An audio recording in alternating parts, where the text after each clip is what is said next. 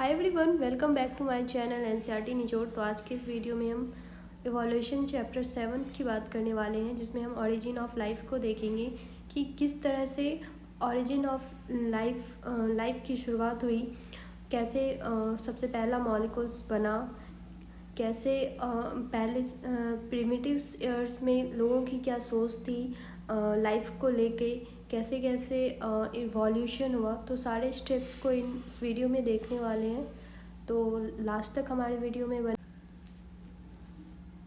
तो सबसे पहले है big bang theory. Big bang theory ये कहती है कि एक बहुत ही ज़्यादा एक्सप्लोज़न हुआ, बहुत ही बड़ा एक्सप्लोज़न हुआ, जो कि हम लोगों की सोच से भी ऊपर है, जिसकी वजह से बहुत सारे मिल्की वेज बने, गैलेक्सीज बने, हमारा सौरमंडल बना, सौरमंडल में हमारा पृथ्वी बना। तो according to big bang theory हमारा अर्थ जो है वो 4.5 बिलियन ईयर्स एगो है। ठीक है, अर्थ जो है 4.5 बिलियन ईयर्स एगो है, और लाइफ जो है वो 4 बिलियन ईयर्स एगो आई है। ये जो है ये सारे इम्पॉर्टेंट पॉइंट्स है। यूनिवर्स जो है वो हमारा 20 बिलियन ईयर्स एगो आया है। अर्थ जो है हमारा 4.5 बिलियन ईयर्स एगो आया है। लाइफ जो है वो 4 बिलियन ईयर्स एगो आए हैं। नॉन सेलुलर लाइफ जो है वो 3 बिलियन ईयर्स एगो आई है, और सेलुलर लाइफ जो है वो 2 बिलियन ईयर्स एगो आई है, या 2 मिलियन ईयर्स एगो कह सकते हैं। उसके बाद लाइफ की खोज कैसे हुई, लाइफ कैसे बना है, उसके लिए डिफरेंट साइंटिस्ट ने डिफरेंट अपनी सुझाव दिए, अपनी थ्योरीज दी। तो जिसमें से सबसे पहला है थ्योरी ऑफ स्पेशल क्रिएशन। ये जो है फादर सोरेस ने दिया था।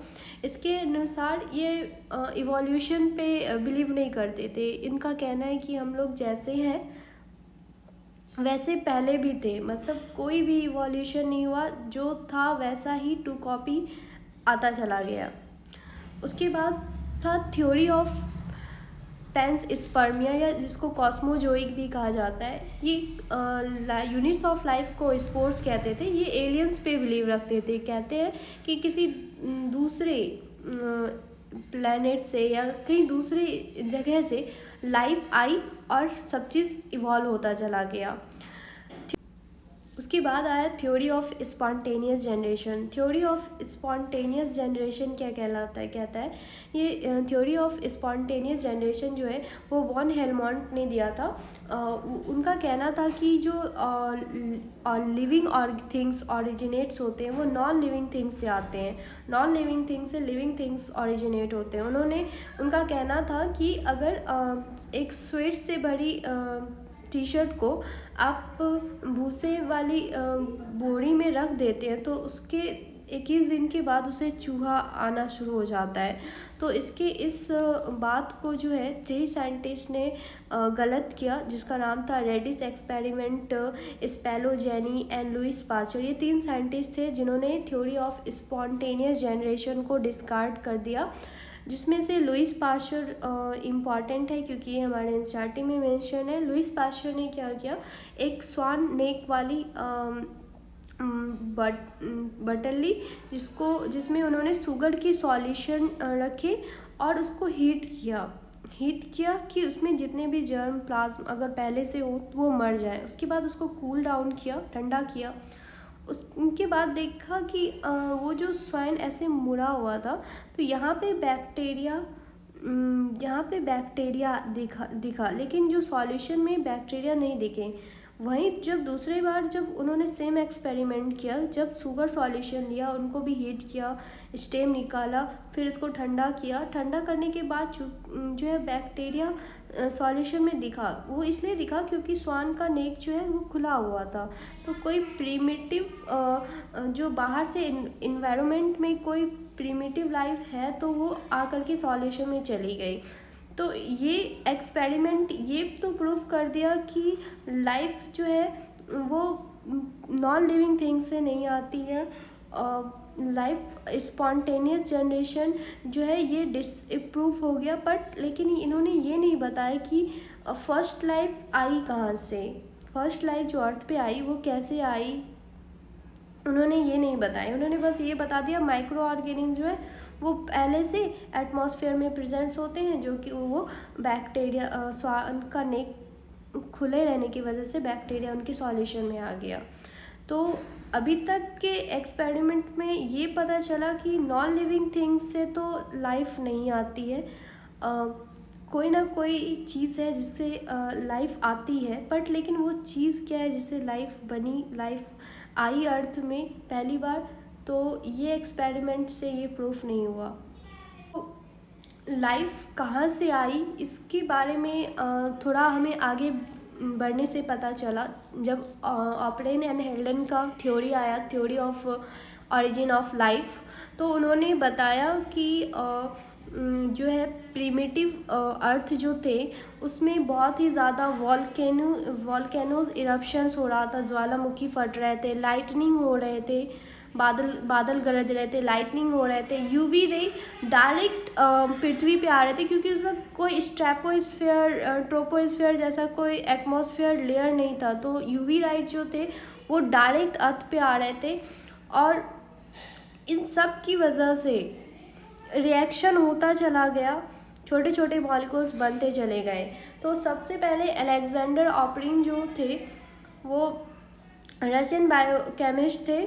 उसके बाद उन्होंने जो बुक लिखी थी उसका नाम है ओरिजिन ऑफ लाइफ। उसके बाद है, और जो हेल्डन थे वो इंग्लैंड के रहने वाले थे, ठीक है। प्रिमिटिव अर्थ में क्या हुआ, फ्री एटम्स थे, कार्बन हाइड्रोजन ऑक्सीजन, और ये सब आपस में मिल करके जो इतना सारा लाइटनिंग हो रहा था, यूवी रे आ रहे थे, हीट हो रहा था, वॉल्केनिक इरप्शन हो रहा था, ये सब मिल करके simple organic molecules like ammonia, water, carbon dioxide बनाए। फिर ये सिंपल और इनऑर्गेनिक मॉलिक्यूल्स मिल करके ऑर्गेनिक कंपाउंड्स का फॉर्मेशन किए, और फिर ये organic compound simple sugar like glycerol, amino acid, fatty acid, nitrogen bases, इस सब में बदले। ये बहुत ज़्यादा इम्पॉर्टेंट है, ये सिंपल अमाइनो एसिड के नाम याद कर लीजिएगा आप लोग। उसके बाद है ये पॉलीमराइजेशन करके ये सिंपल ऑर्गेनिक मॉलिक्यूल्स जो है पॉलीमराइज करके जो है complex sugar, protein, fat, nucleic acid का फॉर्मेशन किए। उसके बाद ये सब आपस में मिल करके लाइफ का फॉर्मेशन किया। तो क्वेश्चन जहाँ से आता है, तो पहला है कि फर्स्ट इनऑर्गेनिक कंपाउंड जो है वो अमोनिया है, ठीक है। Second, the first inorganic compound methane है, CH4, and first inorganic compound जो है वो अमोनिया है। उसके अलावा ये glycerol, fatty acid, nitrogenous base simple organic compounds हैं। और सबसे ज़्यादा इम्पॉर्टेंट बात जो कि नीट में आया हुआ है कि प्रिमिटिव अर्थ में जो सबसे पहले अर्थ था उसमें ऑक्सीजन फ्री मॉलिक्यूल्स में नहीं थे।